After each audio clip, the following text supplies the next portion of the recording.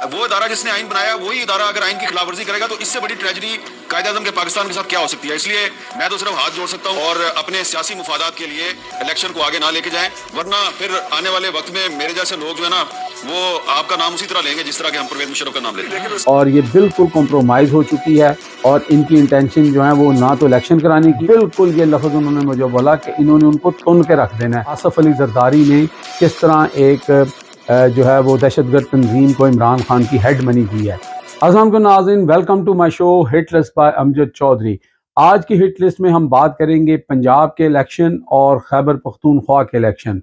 جو کہ عام حالات میں ہمیں ہوتے ہوئے نظر نہیں آ رہے. یہ بہت افسوسناک بات ہے جو میں آپ سے کر رہا ہوں، لیکن اب تک جو آوازیں اٹھ رہی ہیں اور اب تک جو سینیریو نظر آ رہا ہے اس میں تو یہی لگ رہا ہے. سب سے پہلے تو ہم آپ کو بتائیں گے کہ ایک ایسی آواز اٹھی ہے جس سے توقع نہیں کی جا سکتی تھی کہ یہ شخص جو ہے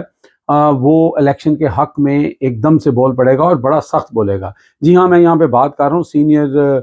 صحافی حامد میر صاحب کی. حامد میر صاحب نے ایک ٹی وی چینل پر بیٹھ کر بڑی دبنگ گفتگو کرتے ہوئے کہا ہے کہ اگر الیکشن نہیں کرائے جائیں گے تو پھر ہم ان کے خلاف جو نہیں کروائیں گے ان کے خلاف وہی سٹانس لیں گے جو ہم مشرف کے خلاف لیتے تھے. پھر انہوں نے جسٹس منیر کا ذکر کیا اور ہم نے کہا کہ اسی طرح جو بھی یہ فیصلہ کرے گا الیکشن کو ڈیلے کرنے کا غیر قانونی طریقے سے یا جو بھی اس میں لوپ پول نکال کے وہ کرے گا تو اس کو بھی اسی طرح پھر آئندہ 50 سال تک گالیاں پڑتی رہیں گی. تو اس طرح کا سٹان انہوں نے لیا، وہ بھی ہم آپ کو ان کا چھوٹا سا کلپ سنائیں گے. لیکن اس کے علاوہ میرے ایک بہت ہی اہم سورس ہیں جن سے میری آج بات ہوئی ہے اور انہوں نے جو مجھے بتایا ہے اس سے حامد میر صاحب کی جو انفارمیشن ہے وہ بالکل 100% میچ کر رہی ہے. اگر پاکستان کی پارلیمنٹ نے ہی اگر آئین کو توڑ دیا تو کیا پھر آرٹیکل 6 کی خلاف ورزی کا مقدمہ جو ہے وہ پاکستان کی پارلیمنٹ میں جو آئین ساز اور قانون ساز ادارے کا وہیں سے وائلیشن ہوگا. آئین بنایا ہے وہ ادارہ جس نے آئین بنایا وہی ادارہ اگر آئین کی خلاف ورزی کرے گا تو اس سے بڑی ٹریجڈی قائد اعظم کے پاکستان کے ساتھ کیا ہو سکتی ہے. اس لیے میں تو صرف ہاتھ جوڑ سکتا ہوں کہ خدا کے لیے ہاتھ جوڑ کے آپ سے کہتے ہیں کہ یہ پاکستان کے ساتھ کھلواڑ بند کریں اور اپنے سیاسی مفادات کے لیے الیکشن کو آگے نہ لے کے جائیں، ورنہ پھر آنے والے وقت میں میرے جیسے لوگ جو ہے نا وہ آپ کا نام اسی طرح لیں گے جس طرح کہ ہم پرویز مشرف کا نام لیتے ہیں. لیکن وسیم، آپ اس کو اس اینگل سے بھی دیکھیں نا، اگر ایک جو ادارہ ہے وہ ایک فیصلہ کرے اور پھر اس کی آئین کی تشریح بھی ایسے ہو جائے کہ وہ غیر آئینی فیصلہ نہیں ہے تو پھر کیا؟ اور میرا خیال یہ ہے، میں غیر آئینی ماہر نہیں ہوں، کچھ بھی نہیں جانتا، آئین کا بھی نہیں جانتا، لیکن آئینی ماہرین سے بات کرنے کے بعد ایک صاحب پہ ایڈ کیجیے گا. میں خالی مالک صاحب کو آگے بڑھاتے ہیں. مالک صاحب جی کہیے میرے صاحب. بدامی صاحب مالک صاحب کا اشارہ جسٹس منیر کی طرف ہے. تو جسٹس منیر کو بھی آج تک ہم گالیاں دیتے ہیں، تو جو کام یہ کرے گا جو بھی آدمی یہ کرے گا اس کی تشریح کرے گا جسٹس منیر کے انداز میں تو اس کو بھی آئندہ 50 سال تک گالیاں ہی پڑیں گی. میرے جو سورس ہیں انہوں نے مجھے بتایا کہ پنجاب کے اندر کچھ اہم لوگوں کو جو ہے وہ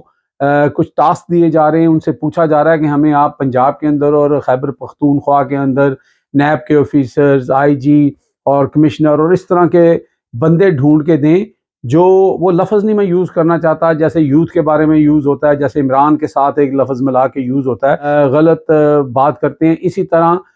اس شخصیت نے جو کہ ایک اسٹیبلشمنٹ کی بڑی اہم شخصیت تھی، اس نے فون کر کے ان کو کہا کہ مجھے اس طرح کے بندے چاہیے جو عمران کی آئیڈیالوجی کو فالو نہ کر رہے ہوں اور اس کے اگینسٹ کام کرنے والے ہوں. تو کچھ نام جب بتائے گئے تو جب ان سے سنا رابطہ کیا گیا تو انہوں نے صاف انکار کر دیا کہ ہم یہ جو آپ چاہ رہے ہیں، یہ جو ایجنڈا ہے جس طرح لوگوں میں پکڑ دھکڑ ہوگی، نجائز ہوگا، قانون کے آئین کے خلاف بات ہوگی،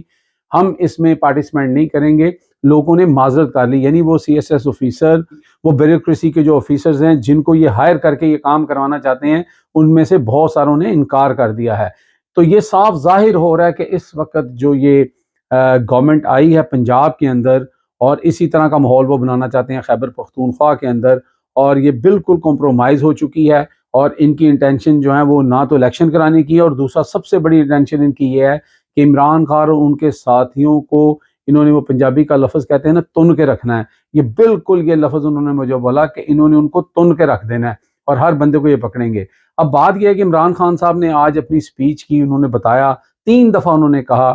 کہ یہ جب تک لوگ خود باہر نہیں آئیں گے اپنے حق کے لیے تو چیز چینج نہیں ہوگی. اللہ تعالیٰ قرآن میں بھی یہی فرماتا ہے کہ جو قوم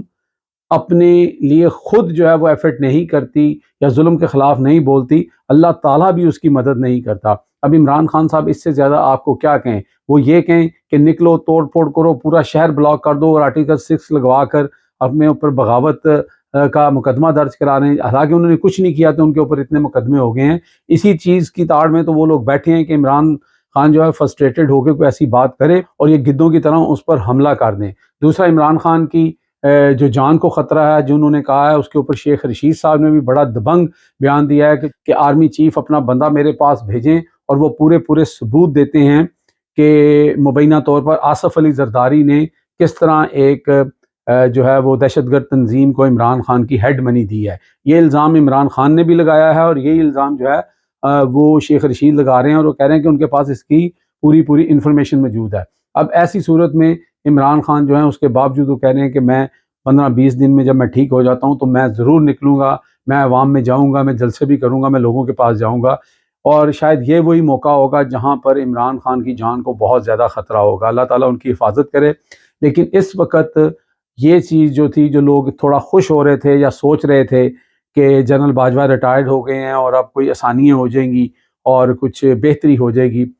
بظاہر ایسا کچھ نہیں لگ رہا، لیکن آثار جو ہیں وہ بڑے خطرناک نظر آ رہے ہیں، نہ صرف ان طاقتور اداروں کے بلکہ عوام کے بھی۔ عوام جو ہے وہ بھی آہستہ اس طرف جا رہی ہے جہاں پہ پھر ان کی بس ہو جائے گی، کیونکہ اسحاق ڈار صاحب جو آئے تھے بڑے زور و شور سے اور کہہ رہے تھے ڈالر میں 165 پہ لے آؤں گا، میں فلانی جگہ لے آؤں گا، آج موصوف جو ہیں وہ کہتے ہیں یہ ملک جو ہے یہ کلمے کے نام پہ بنا تھا، اور یہ اللہ تعالیٰ ہی اس کی حفاظت فرمائے گا، اللہ تعالیٰ اس کو پنجابی میں کہتے ہیں نا تتی وار ہی لگن دے گا۔ تے تسی بھائی جان کس گل دیاں بڑکاں ماریاں سن، ٹھیک ہے، تسی ایتھے پنجابی چ کہندے نے امب لین آئے سو۔ تو یہ ان کی حالت ہے کہ ان کو بلایا گیا تھا کہ جناب یہ جو ہے نا پتہ نہیں کیا یہ ارسطو ہیں، یہ کیا کر دیں گے اور یہ کر دیں گے، وہ کر دیں گے۔ اسحاق ڈار صاحب نے ملک اور ڈالر کو ڈبو کے رکھ دیا ہے۔ اب 2-3 ہفتوں میں پورے پاکستان کی عوام کو پتہ لگے گا، جب آپ کو دالیں نہیں ملیں گی، تیل نہیں ملے گا، فیول ختم ہو جائے گا، اور پھر کیا ہوگا؟ پھر ہم خانہ جنگی کی طرف جائیں گے۔ لیکن یہاں پہ کوئی ہوش کے ناخن لینے کو تیار نہیں ہے، سب اس وقت صرف بغض عمران میں مبتلا ہیں، اور وہ کہتے ہیں کہ جو مرضی ہو جائے ہم نے اس شخص کو نہیں آنے دینا جس شخص کو اس وقت ملک میں 70 سے 80% سپورٹ جو ہے وہ حاصل ہے، اور یہ لوگ نہیں جانتے، یہ مقتدر حلقے، طاقتور حلقے، اگر آپ اسی طرح زور زبردستی کرتے رہیں گے تو یہ جو 70% عمران کے ساتھ ہیں، یہ 70-80% آپ کے خلاف بھی ہوں گے۔ اب تک کے لیے اتنا ہی، اور دیکھتے رہیں کون ہوتا ہے ہماری اگلی ہٹ لسٹ پر۔ اللہ حافظ۔